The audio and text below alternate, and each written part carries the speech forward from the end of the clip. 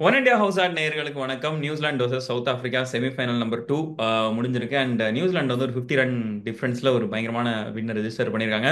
So இந்த கேமை பத்தி தான் இன்னைக்கு நம்ம பேச போறோம். யார்கிட்ட பேச போறோம் அப்படின்னா கிரிக்கெட் அனாலிஸ்ட் சரவணனோட. வணக்கம் சரவணன். வணக்கம் ப்ரோ. ஆக்சுவலா அந்த இந்த டோர்னமெண்ட் ஆரம்பிக்கிறதுக்கு முன்னாடி எல்லாருமே ப்ரெடிக்ட் பண்ண ஒரு ஃபைனலிஸ்ட் யாருன்னா சவுத் ஆப்பிரிக்கா. ரொம்ப டஃப்பா இருக்காங்க, இந்தியாவுக்கு டஃப் கொடுக்க போறாங்க அப்படின்ட்டு. ஏன் இருங்கயா, நாங்க பார்த்துட்டு வரோம் என்ன. ஆக்சுவலா நேத்து இந்தியா வின் பண்ணதுமே சொல்லிட்டாங்க, ஃபைனல்ல அவங்க சவுத் ஆப்பிரிக்கா தான் மீட் பண்ண போறோம் அப்படி இப்படின்னு பயங்கர கணக்கெல்லாம் போடுறாங்க, நிறைய மீம்ஸ் அப்படி இப்படின்ட்டு வருது. ஆனா கடைசியில ஒரு ட்விஸ்ட், நியூசிலாந்து வின் பண்ணது. இது எக்ஸ்பெக்டட் ரிசல்ட்டா ஆக்சுவலா அந்த மேட்ச்சுக்கு முன்னாடி வரைக்கும்? மேட்ச்க்கு முன்னாடி வரைக்கும் எனக்கு எனக்கு தோணுனது வந்து ஆக்சுவலா நியூசிலாந்து தான் கொஞ்சம் அப்பர் ஹேண்டட்னு தோணுச்சு. ஏன்னா வந்து இப்போ இந்த சாம்பியன்ஸ் டிராஃபி மட்டும் பார்க்காம நீங்க வந்து அதுக்கு முன்னாடி உங்க விளாண்ட ட்ரை சீரிஸ் பாகிஸ்தான்ல போய் விளாண்டாங்க. அப்பயுமே வந்துட்டு நியூசிலாந்து தான் டாமினேட் பண்ணியிருந்தாங்க ம். சவுத் ஆப்பிரிக்காவை. அண்ட் சவுத் ஆப்பிரிக்கா கிட்ட வந்து அந்த ஸ்பின் இல்லைன்னு எனக்கு தோணுச்சு. ஓகே. இங்க மிடில் ஓவர்ஸ்ல கண்டெயின் பண்றதுக்கு ஒரு ஸ்பின்னர் இல்லை. நான் எனக்கு என்ன தோணுச்சுன்னா வந்து அவங்க ஷம்ஷி எடுத்துட்டு வந்திருக்கலாம். ம். இங்க வந்து ஒரு முல்டருக்கு பதிலா ஷம்ஷி எடுத்துட்டு வந்திருக்கலாம். ஏன்னா ஒரு ஃபிளாட் ட்ராக் உங்களுக்கு அட்லீஸ்ட் பால் ஸ்கிட் ஆகுறத வச்சு உங்களுக்கு ஒரு ஸ்பின்னரை வச்சு வேணா நீங்க வந்து கொஞ்சம் கண்டெயின் பண்ணலாம் அப்படின்னு. மேபி அவங்க அதை பண்ணியிருந்தாங்கன்னா கூட இந்த அளவுக்கு இந்த 360 டார்கெட்லாம் போயிருக்காதுன்னு தோணுது. ஓகே. அண்ட் குறிப்பா நியூசிலாண்டோட பேட்டர்ஸ் ரச்சின் ரவீந்திரா மறுபடியும் ஒரு செஞ்சுரி. ஐசிசி டோர்னமெண்ட் வந்துட்டாலே தெரியல தலைமை, இந்த சின்ன வயசுல இத்தனை செஞ்சுரி. ஒவ்வொரு டைம் மேட்ச் பார்க்கும்போது என்ன இந்த மனுஷன் செஞ்சுரி போட்டுக்கிட்டே இருக்கானே, எத்தனை எத்தனை செஞ்சுரி போடும் அப்படின்ற மாதிரியான ஒரு இது இருக்கு. Williamson எட்டனதர் amazing knock. மறுபடியும் என்ன சொல்றது, நம்ம இதுக்கு ஒரு 4-5 வருஷத்துக்கு முன்னாடி பார்த்த அந்த ஃபுல் ஃபார்ம்ல இருந்த அந்த வில்லியம்சன் மறுபடியும் வந்து உட்கார மாதிரியான ஒரு இது இருக்கு. டேரி மிச்சலா இருக்கட்டும், கிளென் பிலிப்ஸா இருக்கட்டும், எல்லாருமே கடைசியில் வந்து ஒரு குவிக் நாக் ஆடுறதா இருக்கட்டும், ஒரு proper fully packed ODI batting lineup வந்து இன்னைக்கு நியூசிலாந்துல இருந்த மாதிரி தெரிஞ்சது. ஸோ அதில் ஒவ்வொருத்தரோட கேமும் எப்படி பாக்குறீங்க நீங்க? நான் ஸ்டார்ட் பண்றது வந்து நம்ம வில்லியங்கோட விக்கெட் போனதுக்கு அப்புறம் இவங்க பார்ட்னர்ஷிப் வந்து பயங்கரமா இருந்துச்சு. எனக்கு வந்து என்னன்னா சாண்டனரோட ஒன் ஆஃப் தி பெஸ்ட் டெசிஷனா எனக்கு இது பட்டது என்னன்னா கான்வே வந்து ப்ராப்பரா ஆடலன்றதுக்கு அப்புறம் கான்வே வெளியே உட்கார வச்சுட்டு அந்த ரச்சன் ரச்சனை டாப் ஆஃப் தி ஆர்டருக்கு கொண்டு வந்தது நல்ல மூவ் தான். அண்ட் ரச்சன் அண்ட் வில்லியம்சன் வந்து பெர்ஃபார்மிங் கன்சிஸ்டன்ட்லி அண்ட் வந்து பார்த்தா இன்னைக்கு வந்து நல்ல ஒரு டச்ல இருந்தாங்க. கிட்டத்தட்ட பெருசா வந்து ஒரு பிச்ல நமக்கு வந்து பவுலர்ஸ் கிட்ட இருந்து ஒரு ட்ரபுள் வரலன்னு தெரிஞ்சதுக்கு அப்புறம் கண்டினியூஸா அடிச்சு, அதாவது ஒன்ஸ் அப்பப்போ எல்லா பாலும் எந்தெந்த பால் பனிஷ் பண்ணும், ஒரு லூஸ் பால் கிடைச்சா அதை பனிஷ் பண்ணுன்றது ஒரு ப்ராப்பர் மைண்ட் செட்டோட விளையாடுற மாதிரி இருந்துச்சு. ம். அண்ட் மோர் ஓவர் வந்து எனக்கு தெரிஞ்சு இந்த தடவை தான் வில்லியம்சன் வந்து ரொம்ப குவிக்காவும் அடிச்சாருன்னு தோணுது. ம். ஏன்னா 102 ஆஃப் 94 பால்ஸ் அவர் அவ்வளோ சீக்கிரமா அடிச்சது இல்லை. மேபி ரன்ன பால் தான் அடிக்கக்கூடிய ஒரு பிளேயர் 100+ ஸ்ட்ரைக் ரேட்ல இந்த தடவை ஆடினது. நல்ல யூஸ் ஆஃப் ஃபீட் வச்சு விளாண்டது. மஹராஜ்க்கு ஆப்போசிட்டா வந்து ரச்சின் அஸ் வெல் அஸ் ரெண்டு பேருமே அண்ட் நீங்க டுவர்ட்ஸ் தி எண்ட்ல வந்து கிளென் பிலிப்ஸ் ஆடினது. ஸோ எல்லாமே வந்து ஒரு நல்ல கவுண்டர் அட்டாக்கா இருந்துச்சு. எனக்கு தெரிஞ்சு வந்து அங்க இங்கிடி வந்து போட்டாரு. பட் ம். இங்கிடியோட எஃபெக்டிவ்னஸையும் வந்து towards the end of the 50 over mark கிட்ட அந்த ஃபர்ஸ்ட் ம். இன்னிங்ஸ்ல வந்து பயங்கரமா அவங்க வந்து அதையும் ம். எக்ஸ்ப்ளாய்ட் பண்ணி யாருமே வந்து ஒரு ப்ராப்பரா அந்த பவுலரால வந்து கண்டெயின் பண்ண விடாம பண்ணதுல வந்து எல்லாரோட பர்ஃபார்மன்ஸ் இருந்துச்சு. மெயினா ம். ரச்சின் ரவீந்திரா அவரோட பேட்டிங் வந்து பயங்கர எக்ஸப்ஷனலா இருந்துச்சு. ம். ஒவ்வொரு ஸ்ட்ரோக் பிளேயும் அந்த ஷார்ட்ஸ் ஒவ்வொரு இதுவும் வந்துட்டு அவ்வளோ என்ன சொல்றது அது அவ்வளோ பியூட்டிஃபுல்லா அந்த ரம்யமா இருந்துச்சு அப்படின்னு சொல்லுவாங்க. அந்த மாதிரி இருந்துச்சு அவர் விளையாண்டது. ஓகே. ஸோ நெக்ஸ்ட் அப்படி சவுத் ஆப்பிரிக்காவோட பவுலிங் பார்த்தோம்னா நிறைய பேர் எதிர்பார்த்தது பயங்கர இன்ஃபார்ம் பிளேயரா இருக்குது அப்படின்னா மார்க்கோ யான்சன். பட் அவர் விக்கெட்டும் கிடைக்கல, அவர் ஓவரில் ரன்ஸும் அசால்ட்டா அடிக்க ஆரம்பிச்சிட்டாங்க. 10 ஓவர் போட்டிருக்காரு, கரெக்டாக மொத்தம் 79 ரன்கள் கொடுத்திருக்காரு அவர் மொத்தமா. ஸோ யான்சனோட இந்த ஒரு ஒரு குட்டி டிப் இல்லை அந்த ஒன் ஆஃப் கேம் அப்படின்ற மாதிரி பார்க்கலாமா, இல்லைன்னா அவர் வந்து எதுவும் ஒரு ஸ்கில் இந்த ஒரு விஷயத்த இல்லை இந்த ஒரு பர்டிகுலர் விஷயத்த அவர் ட்ரை பண்ணாமலே விட்டுட்டார் இந்த கேம்ல, அவர் பண்ண ஒரு தப்பு அப்படின்ற மாதிரி எதுவும் நினைக்கிறீங்களா நீங்க? இல்ல தப்புன்றது காட்டிலும் அந்த லைன் அண்ட் லென்ஸ் கரெக்டாவே போடல. நான் நமக்கு இந்த இந்த பிச்ல வந்து ஒரு அசிஸ்டே இல்ல அப்படின்றது வந்து முன்னாடியே தெரிஞ்சிச்சு. ஏன்னா ஃபர்ஸ்ட் மூணாவது ஓவருக்குள்ள வந்து உங்களுக்கு ஸ்விங் நின்றுது. ம். அப்படி இருக்கிற ஒரு பிச்ல வந்துட்டு நீங்க என்ன அதுல டிஃப்ரெண்டா பண்ண முடியும்? நக்கிள் பால் ட்ரை பண்ணலாம், ஸ்லோவர் பால்ஸ் ட்ரை பண்ணலாம், கட்டர்ஸ் போடலாம். ஸோ இதெல்லாம் தான் உங்களுக்கு வந்து ஆடட் அட்வான்டேஜ். இப்போ வந்து ஒரு பேட்ஸ்மேனை வந்து டிஃபை பண்ணணும்னா நீங்க இதெல்லாம் தான் பண்ணணும். அட் த ம். சேம் டைம் பாத்தீங்கன்னா அந்த 40 to 50 ஓவர் மார்க்ல வந்து அடிஷ்னலா என்ன சொல்லணும்னா அவங்களோட ஃபீல்ட் செட்டப் வந்து ரொம்ப மோசமா இருந்துச்சு. அவங்க ம். போட்ட பவுலிங்க்கும் அவங்க வச்சிருந்த ஃபீல்டிங்க்கும் சம்மந்தமே இல்லை. ம். ஒரு எக்ஸாம்பிள் சொல்லணும்னா ஒரு நல்ல ஒரு ஸ்லோவர் பால் போடுறாங்கன்னா அது கேச்சிங் பொசிஷன்ல இருக்கிற மாதிரி ஒரு டைரக்டட் பவுன்சர் ஒரு ஸ்லோ பால் பவுன்சர் எல்லாம் போடணும்னா அந்த ம். இடத்துல ஒரு ஃபீல்டர் இருந்திருக்கணும். அந்த மாதிரி ஒரு ஃபீல்டர்ஸ் இல்ல. ஒரு அவங்க ப்ராப்பரா ஒரு வேரியேஷன்ஸ் ஆட் பண்ணவே இல்லை அவங்களோட பவுலிங்ல. மெயினா ஓகே. சொல்ல போனா யான்சன் தான். யான்சனும் வந்து அவரோட ஸ்கில் வந்து பிலீவ் பண்ணி கொஞ்சம் நிறைய வேரியேஷன்ஸ் அவர் ட்ரை பண்ணி தானே மேபி அந்த 1 or 2 விக்கெட்ஸ் அவர் எடுத்திருக்கலாம். ஐ மீன் ம். இனிஷியலா சொல்றேன், அந்த இனிஷியல் 10 ஓவர்ஸ்லயே அவங்க செட்டில் ஆகுறதுக்கு முன்னாடியே ஒரு விக்கெட் எடுத்திருந்தா திரும்ப கேம்குள்ள வந்திருப்பாங்க. அது ம். பண்ணல. ஓகே. ஸோ இவ்வளோ ஒரு பெரிய டார்கெட்டை சேஸ் பண்ணும்போது இன்ஃபார்ம் பேட்ஸ்மேனான ரயன் ரிக்கில்டன் மேல அதிக எதிர்பார்ப்பு இருந்தது. அவர் ரொம்ப ரொம்ப நல்லாவே ஸ்டார்ட் பண்ணார், ரொம்ப கான்ஃபிடென்ட்டா ஸ்டார்ட் பண்றாரு, வந்து ஒரு 4-5 ஃபோர் அப்படி அசால்ட்டா அடிக்கிறாரு. பட் அவரோட விக்கெட் போன விதம் அஃப்கோர்ஸ் அது வந்து என்ன சொல்றது, ஒரு டக்குன்னு ஒரு அன்எக்ஸ்பெக்டட் ஒரு பவுன்ஸா இல்லை என்னன்னு தெரியல, ஒரு பயங்கரமான ஒரு விக்கெட்டை அவர் விட்டதுமே மேபி லைக் அந்த கேம் வந்து கொஞ்சம் சவுத் ஆப்பிரிக்கா சைட்ல இருந்து நழுவிச்சோ அப்படின்ற மாதிரி எனக்கு தோணுச்சு. உங்களோட அது எப்படி பாக்குறீங்க அது? எனக்கு ரியன் ரெக்கல்டனோட விக்கெட் வந்து எனக்கு என்னமோ ப்ரெஷர் ஆட் ஆனது தான் தோணுது. ஓகே.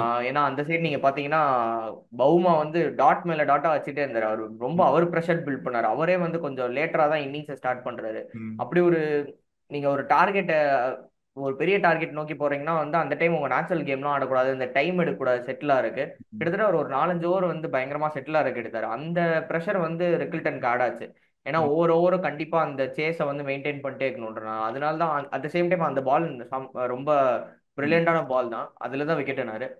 அதுக்கடுத்துமே பாத்தீங்கன்னா அந்த பார்ட்னர்ஷிப் ஸ்டிச் பண்ணதுமே அதுக்கடுத்து நல்லா தான் பண்ணாங்க. பட் வந்து அந்த ஒரு டார்கெட்டை ரீச் பண்றதுக்கான பார்ட்னர்ஷிப் அது இருந்துச்சா? ஏன்னா வாண்டடசனும் இந்த சைடு வந்து பவுமா ரெண்டு பேருமே நல்லா தான் விளாண்டாங்க. பட் அந்த புஷ் இல்லவே இல்லை. ஃபர்ஸ்ட் 20 ஓவர்ஸ்ல 107 110 கிட்ட தான் அடிச்சிருந்தாங்க. அவங்க ம். விக்கெட்ஸ் லூஸ் பண்ணலைனாலும் அந்த ரன்ஸ் அவங்க எடுத்திருக்கணும். ஒரு 120 130 எடுத்திருக்கணும். அந்த 20 ரன்ஸ் அங்க மார்க்ல போகிறப்பே வந்துட்டு ம்.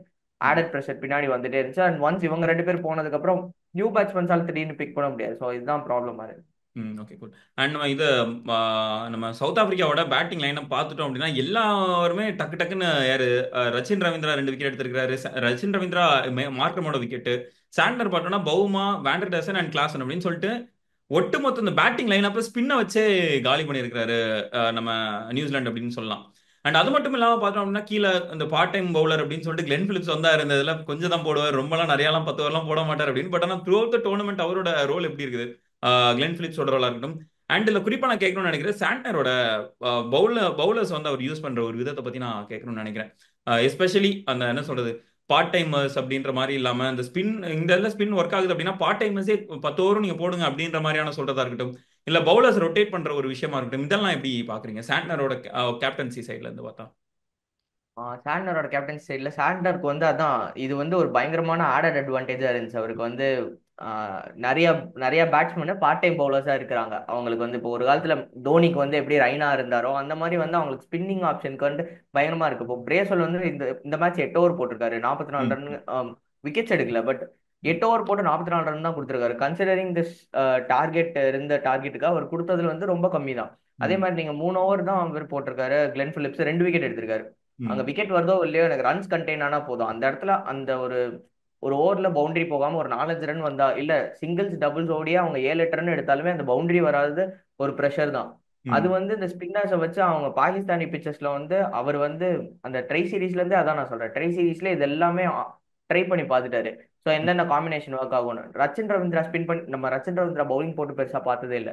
பட் ம். ரச்சின் ரவீந்திராவையும் அவர் பவுலிங் எடுத்துட்டு வந்திருக்காரு. ஸோ இங்க பாத்தீங்கன்னா அவருக்கு 3 பார்ட் டைம் ஸ்பின்னர்ஸ் அவங்களுக்கு கிடைச்சது, ம். Yeah. ஆக்சுவல் பவுலர்ஸை தாண்டி. அப்போ அவருக்கு வந்து அந்த சீமர்ஸ் வந்துட்டு பெர்ஃபார்ம் பண்ணல. சீமர்ஸ் வந்து மேட் என்ட்ரி தவிர வேற யாருமே பெர்ஃபார்ம் பண்ணலன்றப்போ அதை தாண்டி அப்போ மீதி இருக்கிற 2 ஃப்ரண்ட் லைன் சீமர்ஸ் ஒர்க் ஆகல. ஸோ நான் பார்ட் டைம் பவுலர்ஸ் வச்சே பண்றேன் அந்த ஒர்க்கை நான் முடிச்சுக்கிறேன் அப்படின்னு நினைக்கிறதும்.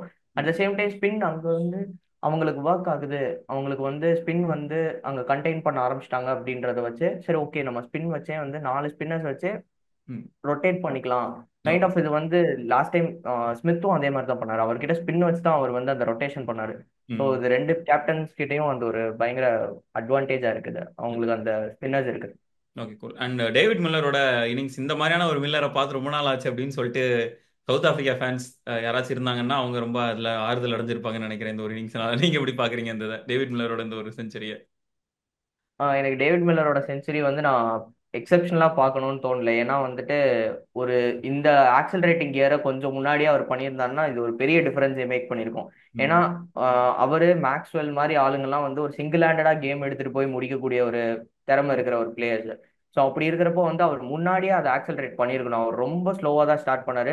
கிட்டத்தட்ட மேட்சே ஓவர்ன்றதுக்கு அப்புறம் தான் அவர் ஆக்சலரேட்டே பண்ண ஆரம்பிச்சாரு. Yeah. அதை மேபி அவர் முன்னாடி பண்ணியிருந்தாருன்னா இது ஒரு க்ளோஸ் நாக்கா கூட போயிருக்கும். ரொம்ப க்ளோஸா போய் கூட தோத்துருப்பாங்க, இல்ல அது எப்படி போயிருக்கும்னு தெரியல. பட் அவர் வந்து மேபி அதை ஒரு 20 பால்ஸ் முன்னாடியாச்சும் அவர் பண்ணியிருக்கணும். பட் பண்ணிருக்கலாம்.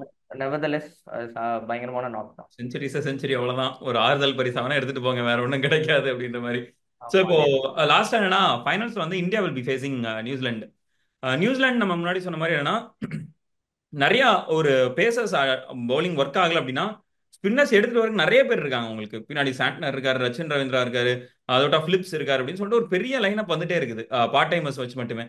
ஸோ இந்த ஒரு பவுலிங் அட்டாக் அகைன்ஸ்டா இந்தியாவோட பேட்டிங் லைனப் எப்படி ஃபேஸ் பண்ண போறாங்க? அட் த சேம் டைம் இந்தியாவோட பவுலிங் மேல ஒன் ஆர் டூ இடத்துல இந்த இது கொஞ்சம் சரியில்லை, இந்த இது சரியில்லை அப்படின்னு சொல்லிட்டு நம்ம த்ரூ டு டோர்னமெண்ட் சொல்லிட்டே இருக்கிறதுனால பார்க்க முடியுது.